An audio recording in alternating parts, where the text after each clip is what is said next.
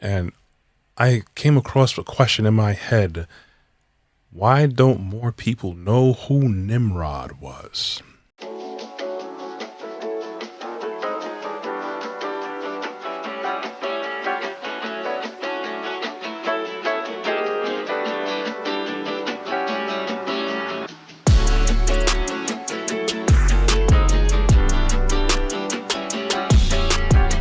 Hey everyone, thank you for joining me this beautiful morning.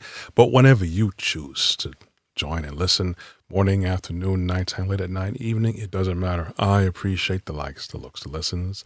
But of course, I'd appreciate you hitting the subscribe and notification bell and the like button on my YouTube channel, Brooklyn Baritone. But of course, do that if you want to. No pressure whatsoever. There's so many things that I've come across in my study in the walk with our creator and knowing the history of this world, uncovering more and more of the true history of this world than anywhere else that we are. And I came across a question in my head. Why don't more people know who Nimrod was? The furthest that most people usually would know of Nimrod is that that's a name that people call someone who's, acting stupid or being slow or whatever. So the case being that I thought about that is that we learn about so much other characters and individuals who were prominent kings and conquerors in history. We know about Genghis Khan. We know about Hannibal, Montezuma. We know about Mansa Musa. We know about Alexander the Great, King Henry. We know all these people. We even know, going as far back, we know about, of course, King Tutankhamun, Queen Nefertiti, and even Gilgamesh, for people who are a little bit more knowledge with, digging in a certain direction. But the thing about that is, it's like, okay, we hear about all these things, and the most we know about Nimrod is that we call someone that has a derogatory term and say you're stupid. And he's exactly the opposite of what we think is.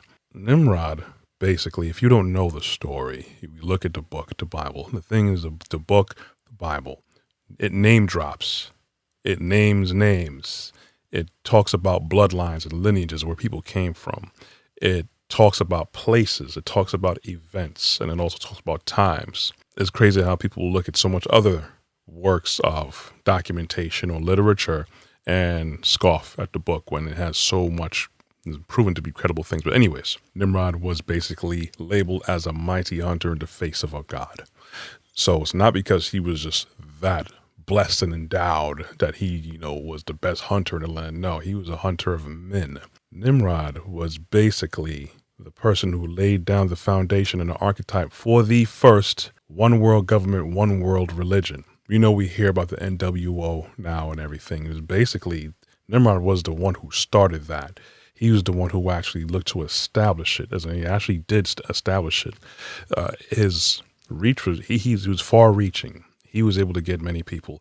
And the lands, of course, people know Nimrod who do know about Nimrod. He constructed the Tower of Babel. But, people don't know that he had a lot of different lands where he established as well. One place he was known for establishing was like Acadia.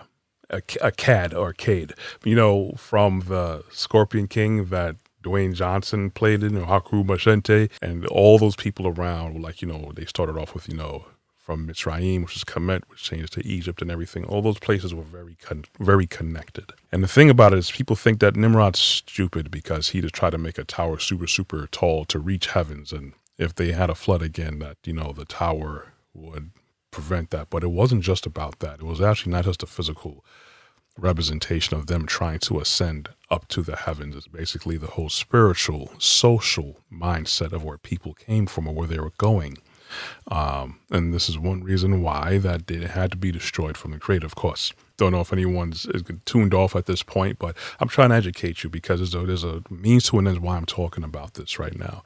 So, of course, he's a hunter of men, and he actually, if you look where Babel was, Arcadia, and all these other places in Nineveh, they had their own culture and own religions away from the Father.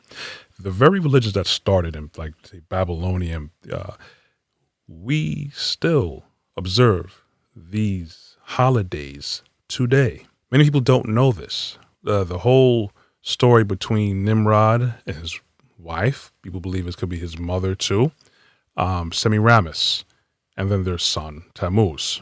That was like the first legitimate try at the Unholy Trinity. There's so much history to be uncovered that we don't know. And it's very important to know origins and history of stuff. But there's a reason why so many people talk about Alexander the Great, Genghis Khan, and what have you.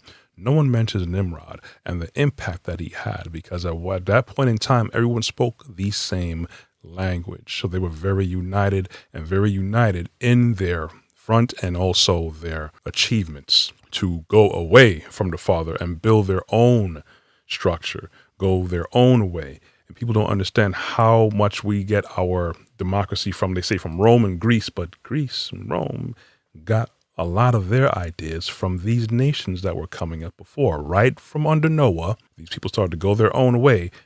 That's where we get our holidays from, a lot of our democracies from, and a lot of our foundations of law. We have to understand these things. This is so much people who are in control of these things around us. Those everyday people who are the working class and the people who are the populace. We don't know these things. Best believe people who are higher up, they know all of these things. You have to understand the importance of this.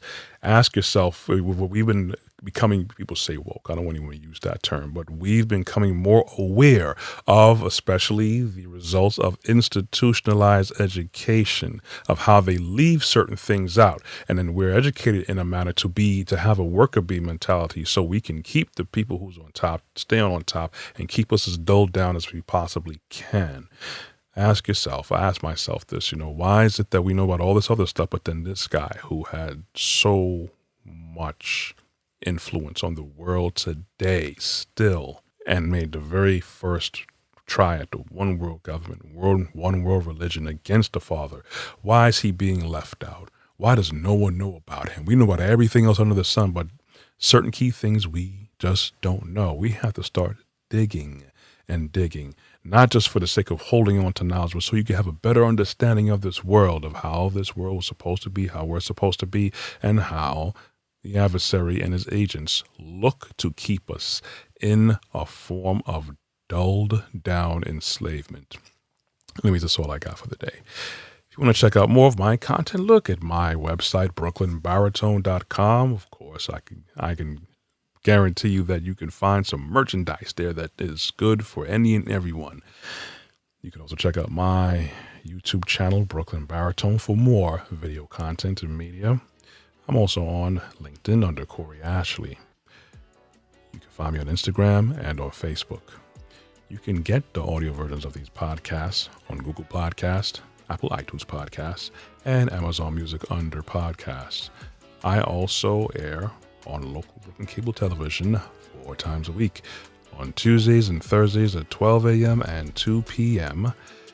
on Verizon, Optimum, RCN, and Spectrum. Thank you guys for listening. I want you guys to look at the world in a better mindset so you understand what's going on. Anyways, walk good, be blessed. I'm out. You'll hear from me next time.